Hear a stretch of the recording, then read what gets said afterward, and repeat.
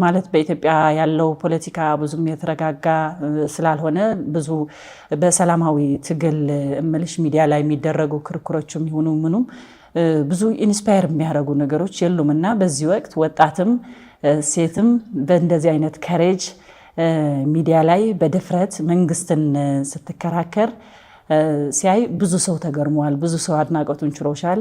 በተለያዩ ሚዲያዎችም አንቺም ተከታትለሽው ይሆናል።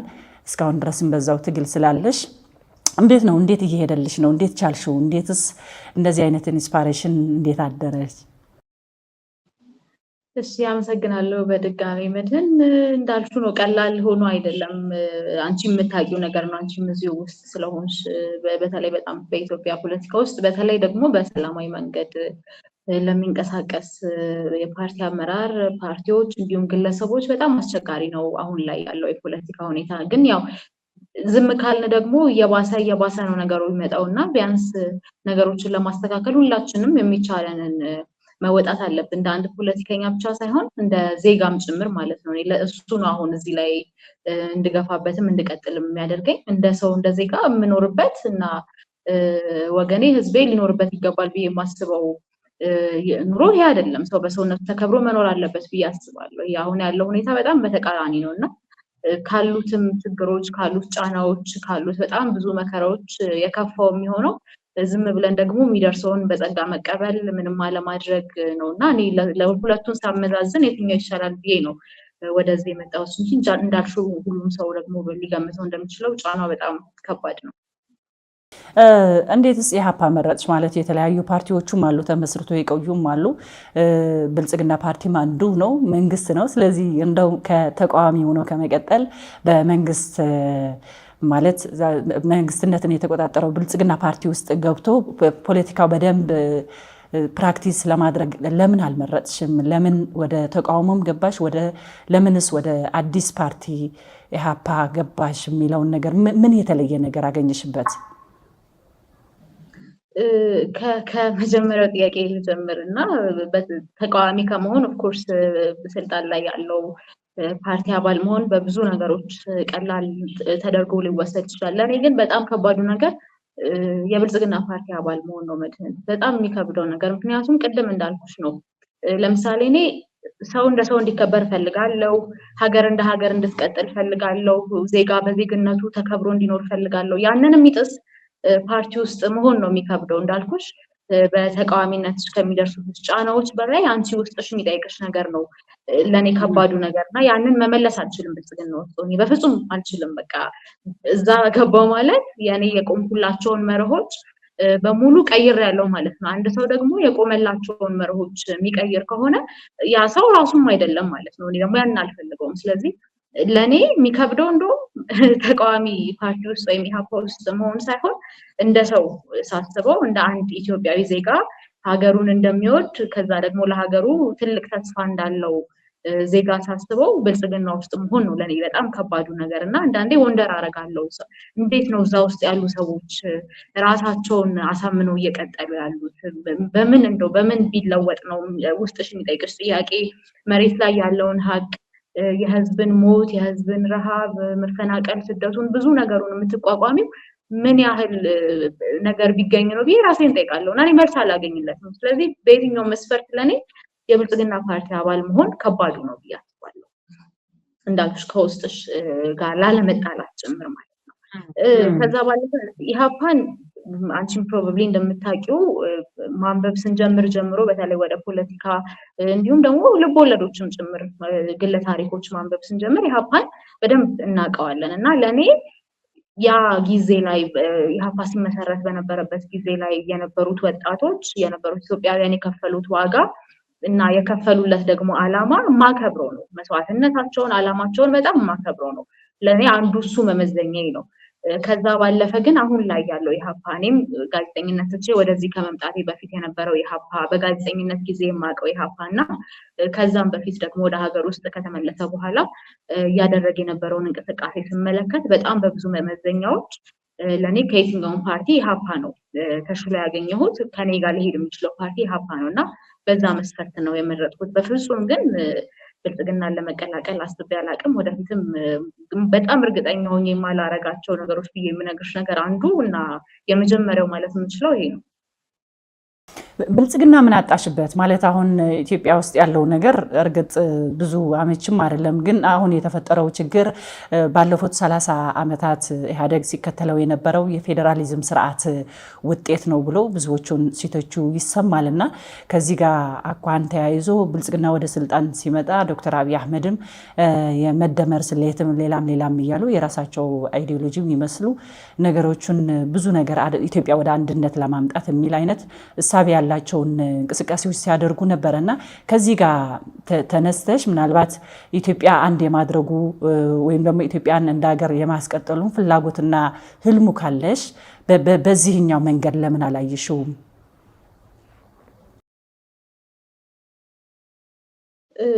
ብልጽግና በፍጹም ሀገር እንደ ሀገር ያስቀጥላል የሚል እምነት የለኝም። ይህን ደግሞ ዝም ብዬ አይደለም ማሳያዎች መጥቀስ እችላለሁ። ለምሳሌ ወደ ስልጣን ብልጽግና ፓርቲ ተመስርቻለሁ ብሎ ወደ ስልጣን ከመጣና ሪፎርም አድርጌያለሁ እና የመሳሰሉ ነገሮችን ካለ በኋላ በኢትዮጵያ ውስጥ የደረሱ መከራዎችን ማየት በጣም በቂ ነው። ብልጽግና ሀገርን እንደ ሀገር ለማስቀጠል አቅሙ ፍላጎቱም ያ ኢንቴንሽንም እንደሌለው ለማሳየት ለእኔ በኢትዮጵያ ውስጥ እየሆነ ያለው እና በህዝብ ላይ እየደረሰ ያለው መከራ ከበቂ በላይ ማሳያ ነው።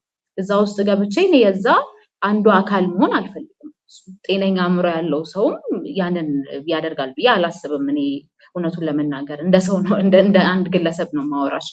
ስለዚህ በፍጹም ኮንሲደር ላደርገው ማልችልበት ምክንያት እንዳልኩሽ እዛ ውስጥ ሆኖ ኢትዮጵያ አድጋለች፣ ኢትዮጵያ በልጽጋለች ማለት የራሴን የኑሮ ሁኔታ እያየሁ ብቻ እንደ አንድ የሆነ ባለስልጣን ወይ ስልጣን እንዳለው ሰው ወይ ደግሞ ካገዛዙ ቀለብ እንደሚሰፈርለት ሰው ኢትዮጵያ አድጋለች የምልበት ሁኔታ አይደለም ያለው። ያንን ለማለት እኔ ውስጥ አይፈቅድልኝም፣ ሀቁ ያ ስላልሆነ ማለት ነው። ስለዚህ እንዳልኩሽ በየትኛውም አይነት መስፈርት ኢትዮጵያ ውስጥ አሁን ላይ እየተፈጠረ ያለውን ሁኔታ ካየሽ፣ ባለፉት 7-8 ዓመታት እየተፈጠረ ያለውን ሁኔታ ካየሽ እና ህዝብ የሚኖርበትን እኛም የምንኖርበትን ሁኔታ ካየሽ፣ እኛም የህዝብ አንድ አካል ስለሆነ በምንም አይነት መለኪያ ጥሩ ኢንቴንሽን አለው ለኢትዮጵያ የሚል አመለካከት ሊኖረኝ አይችልም። እኔ ይህንንም ደግሞ የኢትዮጵያን በደንብ ፖለቲካውንም ኢኮኖሚውንም አጠቃላይ ደግሞ ማህበራዊ ስሪትን እየተከታተለ ለመጣ ሰው ይሄ በጣም ግልጽ ነገር ነው እና እኔ በዛ ምክንያት ነው መድህን እንደዛ መደፍረውም የቻልኩት። አሁን እንደ ኢህአፓ ፓርቲ ማለት ወደ ስልጣን ቢመጣና ኢትዮጵያን የማስተዳደር እድል ቢያገኝ ምን አይነት ስርዓት ነው የሚከተለው? አሁን ካለው ነገር በምን ተሽሎ ይገኝ ይሆን? ይህንስ በእውነቱ ይቻላል ብለሽ ነው የምታስቢው? በሰላማዊ ትግል አሁን ሰላማዊ ትግል የለም አብቅተዋል ብሎ የትጥቅ ትግል የተቀላቀሉ ብዙ በብረት ከብልጽግና ጋር የሚታገሉ የሚፋለሙ ኃይሎች በብዛት አሉ በኢትዮጵያ ውስጥና ይህንን ባለበት ሁኔታ እናንተ በሰላማዊ ትግል በምርጫ አሸንፈን ኢትዮጵያን የማስተዳደር እድል እናገኛለን ብላችሁ ታስባላችሁ? ህልማችሁን ማሳካት ትችላላችሁ የሚል ሀሳብ አላችሁ? እዚህ ጋር ሁለት ነገር ላንሳ። የመጀመሪያው በትጥቅ ትግል ላይ የሚገኙ ወንድሞች ወይም ደግሞ በትጥቅ ትግል ላይ የሚገኙ አካላት ኮዛቸውን ዳውት አናደርግም። ኮዛቸው ልክ አይደለም፣ የተነሱበት ምክንያት ወደዛ እንዲገቡ ያደረጋቸው ምክንያት ልክ አይደለም የሚል እምነት የለንም። ይህን ደግሞ በተደጋጋሚ እኔም ሆንኩ ፓርቲ በተደጋጋሚ የገለጽነው ነገር ነው። ያ ምንም አይነት እንትን የለንም።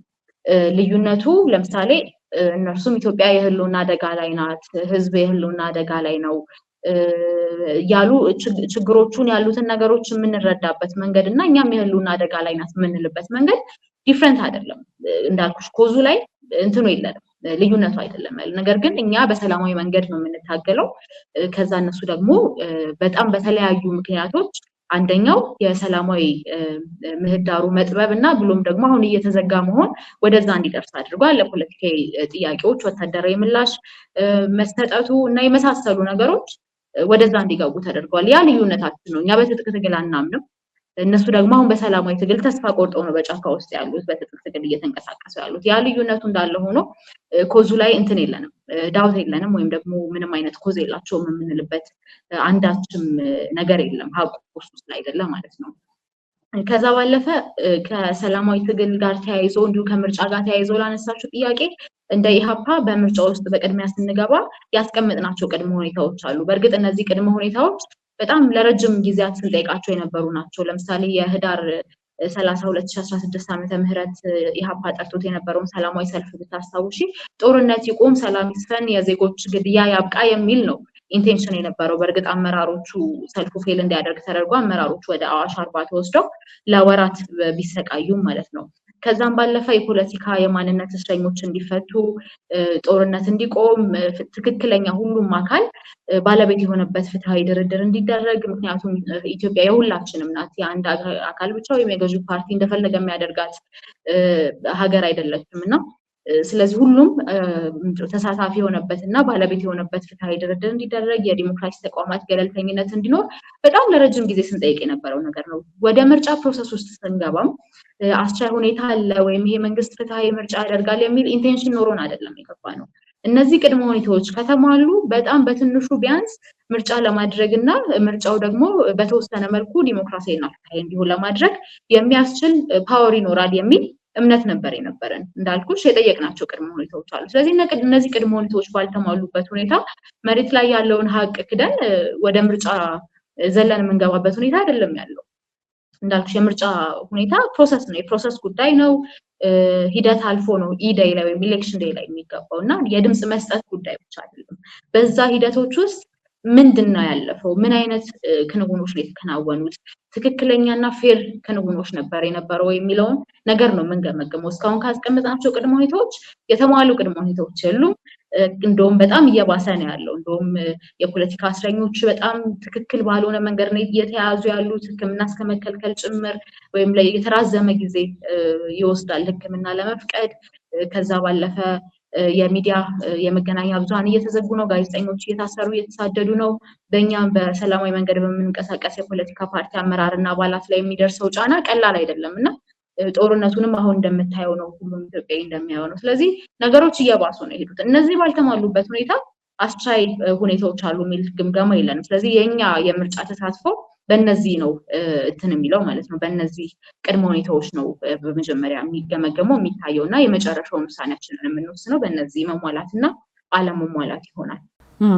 አሁን ብዙ ሰው አሁን እንዳልሽው በኢትዮጵያ ውስጥ ያለውን ያልተረጋጋ ሁኔታ ምክንያት በማድረግ አሁን ኢትዮጵያ ምርጫ ለማድረግ አስቻይ ሁኔታ የለም፣ ከምርጫ ዞኖችም የተገለሉ ክልሎችም የሆኑ ቦታዎች አሉ። አሁን ለምሳሌ የትግራይ ክልል ከፕሪቶሪያው ጋር ተያይዞ ብዙ ነገሮች አሉ እና የትግራይ ወደ ምርጫ ልትገባም ላትገባ የምችልበት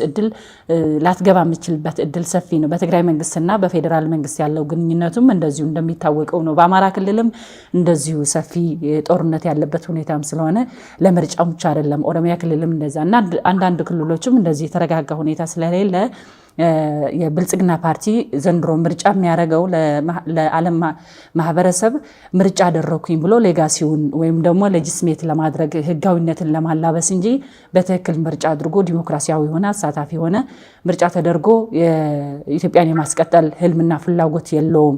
ስለዚህ ኢህአፓም ሆኑ ሌሎች በዚህ በኢትዮጵያ ምርጫ የሚሳተፉ ፓርቲዎች አጃቢነት ካልሆነ በቀር ይህንን ሁኔታ አስቻይ ባልሆነ ሁኔታ በምርጫ መሳተፋቸው ወይም ደግሞ ፈቃደኝነት ማሳየታቸው ራሱ ተገቢ አይደለም እያሉም ይከሷሉና ኢህአፓም በዚህ በኩል ይከሰሳል። ከዚህ አንጻር አሁን ኢትዮጵያ ያለችበት ሁኔታ ለምንድን ነው በእንደዚህ አይነት ግርግርና ሁካታ እያለች ምርጫ እንዲደረግ የተፈለገበት ምክንያት አንደኛው ለምንድን ነው የሚለው፣ ሁለተኛ ደግሞ ለምንድን ነው እናንተስ ወደ ምርጫ ቅስቀሳም ይሁን ሌላ አንዳንድ እንቅስቃሴዎችም የጀመራችሁት? እንደምታውቂው መድህን እኛ የፖለቲካ ፓርቲዎች ነን፣ በሰላማዊ መንገድ የምንታገል የፖለቲካ ፓርቲዎች ነን። ስለዚህ እኛ የምንጠየቃቸው ጥያቄዎች እና በትጥቅ ትግል ላይ የሚገኙ አካላት የሚጠየቋቸው ጥያቄዎች ወይም ደግሞ ከኛና ከነሱ የሚጠበቀው ነገር በጣም የተለያየ ነው። እሱን መደበላለቅ ያለ ይመስለኛል በጣም ብዙ አካላት ጋር። እኛ ማንዴታችን ስልጣን የሚቀየረው ስልጣን የሚያዘው ወይም ስርዓት የሚቀየረው በምርጫና በምርጫ ነው ብለን እናምናለን። ነገር ግን ኢትዮጵያ ውስጥ ያለው ችግር ደግሞ በምርጫ ብቻ ይፈታል የሚል እምነት የለንም። ለዛም ነው ኢህአፓ ለረጅም ጊዜ ነው የሽግግር ሰነድን አዘጋጅቶ በደንብ ዲቴይል አድርጎ አዘጋጅቶና ሰንዶ አስቀምጦ ሲጠይቅም የነበረው ማለት ነው። ነገር ግን እንዳልኩሽ ከኛ የሚጠበቁ ነገሮች አሉ። በሰላማዊ መንገድ በዚህ ኢትዮጵያ ውስጥ የምንንቀሳቀስ እንደመሆናችን መጠን እኛ ስልጣን የሚቀየረው በምርጫ ነው ብለን እናምናለን፣ ወይም ስልጣን የሚያዘው በምርጫ ነው ብለን እናምናለን። ለዛ ነው በፖለቲካ ፓርቲነት ተደራጅተን እየተንቀሳቀስን ያለ ነው። ቅድም እንዳልኩሽ ግን አሁን ላይ ያለውን የኢትዮጵያ ነባራዊ ሀቅ የመካድና ከዛ ደግሞ ስርዓቱን ባልተገባ ሁኔታ ዲሞክራሲያዊ ባልሆነ መንገድ ለአንዳንድ ተለጣፊ ፓርቲዎቹ አድሎ ዲሞክራሲያዊ ነኝ ብሎ የሚያስመስልበትን ሁኔታና ከዛ ደግሞ ስልጣን ይዣለሁ ተመርጬ ነው የሚልበትን ሁኔታ ትክክለኛ ባልሆነ መንገድ አጃቢ ሆነን የማስቀጠል ፍላጎት የለንም። ያንንም አናደርግም። ለዛ ነው ቅድመ ሁኔታዎች በቅድሚያ ያስቀመጥነው። ይሄ ስርዓት ስልጣን ላይ ይቀጥል ማለት ኢትዮጵያ አሁን እየሄደችበት እያለፈችበት ያለው ብጥብጥ፣ ጦርነት፣ የሰብአዊና የዲሞክራሲያዊ መብቶች ጥሰት ይቀጥል ማለት እንደሆነ እንረዳለን።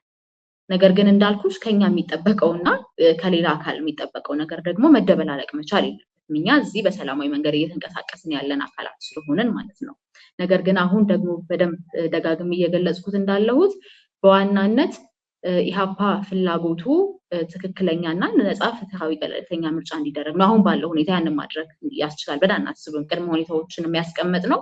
ለዛ ነው መድህን ምናልባት በትክክል መልሼ ከሆነ አላውቅም። እጅግ አድርጌ አመሰግናለሁ ሚስትር። የዛሬ 5 ዓመት በትግራይ ላይ ጦርነት ሲታወጅ ትግራይ ላይ እየተደረገ ያለው ነገር ልክ አይደለም ብሎ ከተቃወሙ ወገኖች አንዱ አንቺ ነሽ እና ይህንን ለማድረግ ምን አነሳሳሽ? ማለት አንቺ ላይ ሲደርስ የነበረው ጫና እንዴት ተቋቋምሽው? ምን ይመስል ነበር? እስከ ወደ ኋላ መለስ አድርጌ ልጠይቅሽ በዚህ ዙሪያ። እንግዲህ ምን አነሳሳሽ ለሚለው ሰው መሆን ነው። ሌላ ምንም ኢኩዌሽን የለውም፣ ፎርሙላ የለውም። ይሄ ነገር እንደው ርዕስ አድርገን ራሱ ስናነሳው መድህን እኔ በጣም እላለሁ በተደጋጋሚ ልክ አይደለም። ለምን መሰለሽ ልክ ያለው ነው ትክክለኛው ነገር ያ ስለሆነ ነው። በቃ ከሁሉም ኤክስፔክት ይደረግ የነበረውና መደረግ የነበረበት ያ ነው። ይገባኛል። በተለይ ቦታው ላይ ለሆነ ሰው እያንዳንዷ ቃል ምን ያህል እንደምታክም ምን ያህል ልትገል እንደምትችልም አውቃለሁ። ሶሊዳሪቲ ቀላል ነገር እንዳልሆነ አውቃለሁ። ግን የሚጠበቅብን ያ ነበረ። አንደኛ ወገኔ እኮ ነው አይደለ እምልሽ፣ በየትኛውም አይነት መስፈርት ብታየው ወገኔ ነው። እንደዛ አይነት ሁኔታ በተፈጠረበት ጊዜ ዝም ልል አልችልም። ምክንያቱም ዝም ማለት በራሱ ያንን ጥቃት፣ ያንን ሁኔታ፣ ያንን ኢሰብአዊ ድርጊት ማባባስና ማስቻል እንዲሁም ደግሞ ከማድረግ ላይ ይቻላል። ያው ምን ዝም ማለት ነው። ስለዚህ ዝም ልል አልችልም። ኦፕሽን አልነበረም በወቅቱ ዝም የማለት። ከጫና ጋር ግን ስንነሳ ህዝቡ ያለፈበትን አንቺን በደንብ የምታውቂው ነገር ነው። በተለይ ተጋሩ በጣም እያንዳንዱ አዲስ አበባም ያለው በተለያዩ የሀገሪቱ ክፍል ያለው የነበረው ተጋሩ ሲያልፍበት የነበረውን ፈተና አንቺም የምታውቂው ነው። ሁሉም ሰው የሚያውቀው ነው። እኛም እናውቀዋለን። እና ያንን እያየሁኝ ያንን በጣም ስንት ንጹሃን የተገደሉበትን ስንት ንጹሃን በጅምላ የተገደሉበትን ከዛ ደግሞ አልሞታችሁም አልተገደላችሁም ሲባል ሲካድ በቁስል ላይ እንጨት መስደድ የነበረበትን ሁኔታ እያወቅኩኝ ስንት ሴቶች እንደተደፈሩ እያወቅኩ መደፈራቸውን ለመቃለል ሲሞከር እንደነበር እያወቅኩኝ እየሰማሁኝ የኖርኩ ሰው እኔ ያንን በመቃወም የደረሱብኝ ጫናዎች በጣም ኢምንት ናቸው ለኔ። በጣም በጣም ተራ ናቸው እና ስለ ጫናዎቹ ማውራት ልክም አይደለም። ምክንያቱም እንዳልኩሽ የሞቱ እስካሁን ድረስ ቤተሰቦቻቸውን ያላገኙ በተፈናቅለው ያሉ ያ መከራ ትራውማ ከውስጣቸው ያልወጣላቸው ዜጎች ያልወጣላቸው ወገኖች ስላሉ ማለት ነው።